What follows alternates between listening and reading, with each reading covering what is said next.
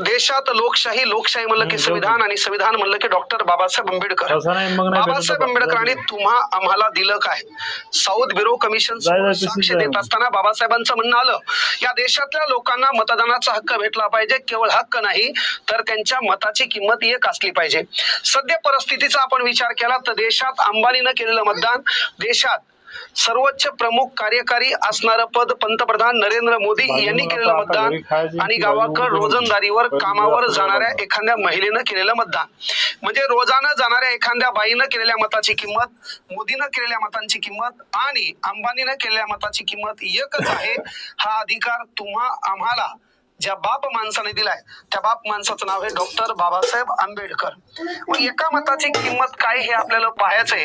मतदानाच्या दिवशी दांडी मारणारे, मतदानाचा दिवस एन्जॉय म्हणून फिरायला जाणारे किंवा मतदानाला न जाणाऱ्या लोकांसाठी